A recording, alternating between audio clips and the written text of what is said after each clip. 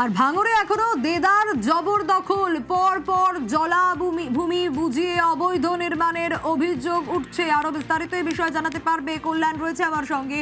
কল্যাণ, এখনো এই অভিযোগ কেন? মুখ্যমন্ত্রী শুভেন্দু অধিকারীর কড়া নির্দেশের পরেও কিভাবে চলছে এই কারবার? একেবারেই সোনিয়া, জানিয়ে রাখি, এই ভাঙড়ের ওয়েটল্যান্ড নিয়ে কিন্তু বারবার আমরা কিন্তু খবর করেছি। সেই ওয়েটল্যান্ডে বিগত সরকারও বারবার জবরদখল হচ্ছিল, সেই খবর আমরা দর্শকদের সামনে তুলে ধরেছি। নতুন সরকার গঠনের কিছুদিন পর থেকে কিন্তু আবারও সেই কাজ সেই একইভাবে শুরু হচ্ছে।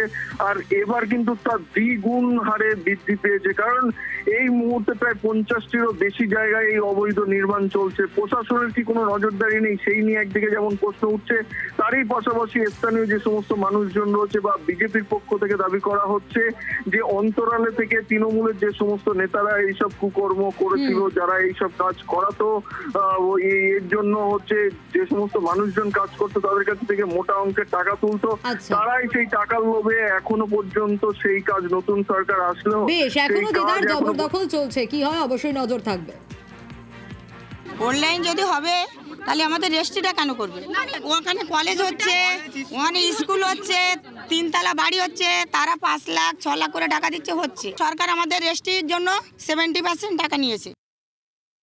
কেউ যদি অন্য জায়গা থেকে এসে ইল্লিগাল বাড়ি করে, এই সরকারকে বদনাম করার জন্য তৃণমূল পিছন থেকে এদেরকে লিলিয়ে দিচ্ছে, যাতে এই সরকারের বদনাম হয়। ইল্লিগালের কোনো কিছু করা যাবে না, এটা হচ্ছে আমাদের সরকারের বসিদান। কেন তো ইল্লিগালভাবে অনেক বড় বড় কোম্পানিরা সব তো করে বসেছে, তো আমরা চাই সেগুলো বন্ধ হোক। শুধুমাত্র গরিব লোকের কটা বন্ধ হবে কেন? যদি বন্ধ হয় তো সবই বন্ধ হোক।